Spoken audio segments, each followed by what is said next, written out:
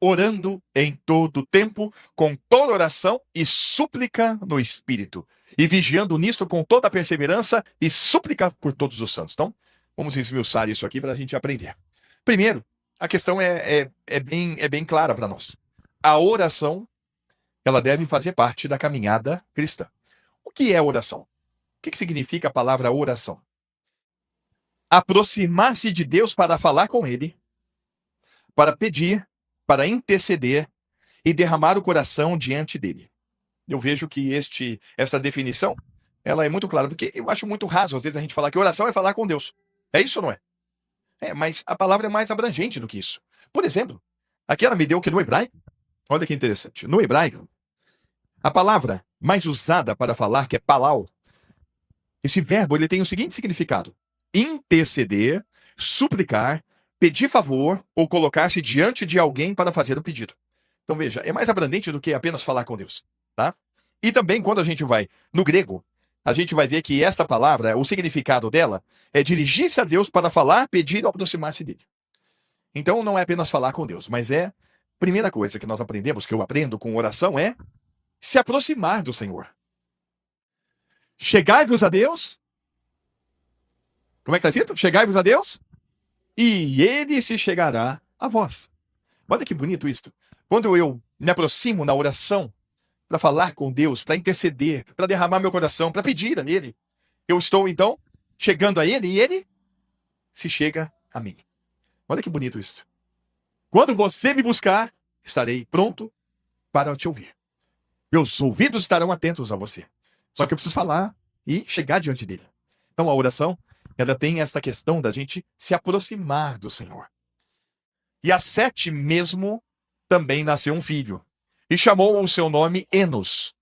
Então se começou a invocar o nome do Senhor. O primeiro relato do povo ou de uma família invocando o nome do Senhor. Invocar, orar, clamar, pedir. Primeiro relato da Bíblia que nós temos aqui. O que significa Enos? Olha que bonito. Qual o significado do nome Enos? Fragilidade. E aqui é uma coisa interessante de pensar, né? Quando o homem viu a sua fragilidade, ele começa a buscar a Deus. Olha só. Enos. Então, Sete, com a sua esposa, deu o nome.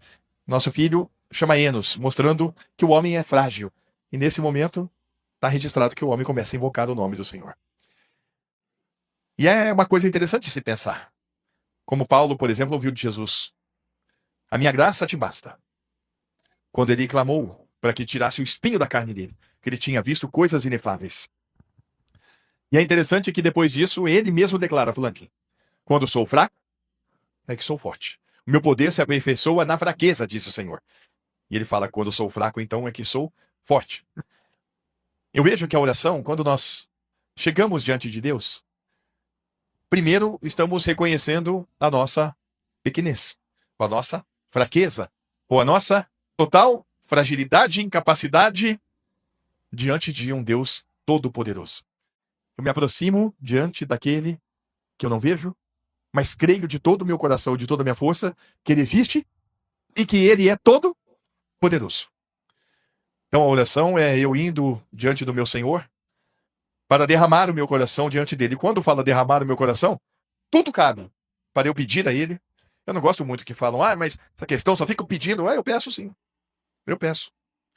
Peço mesmo. Peço tantas coisas a ele. Talvez eu mais peça do que agradeça. Tá errado? Não sei, Senhor. Me ajuda. Eu te agradeço por tudo que eu nem percebo.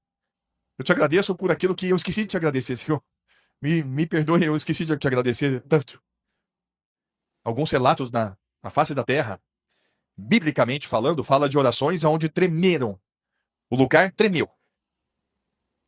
Orações que abriram cadeados e quebraram correntes.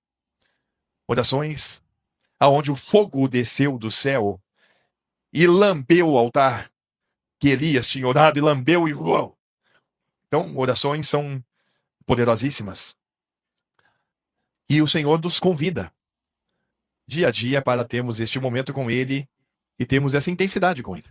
Porque aquilo que houve, aqui está hoje, o mesmo Senhor. Ele é o mesmo ontem, hoje e eternamente. Por isso que devemos orar, Clóvis e Dina. Orar pelos filhos, por aqueles que não estão, sem cessar. Buscar até o último fôlego que tenhamos. Da mesma maneira, também o Espírito nos ajuda em nossas fraquezas, porque não sabemos o que havemos de pedir como convém. A outra versão, acho que é a RA, ela vai falar, não sabemos orar como convém. Eu sei orar, segundo a Bíblia, segundo o que o próprio Deus está me dizendo, você ora, mas não como convém. Então a gente precisa sempre ter a clareza que o Espírito Santo está intercedendo por nós. Bonito isso, né? Mas tem um texto que nos ajuda, para a gente ter clareza, minha amada, como é que a gente faz para orar? 1 João, capítulo 5, verso 14. Ali tem um bom direcionamento para nós, Cleo. Olha, um direcionamento bonito para a gente saber como orar. Esta é a confiança que temos nele.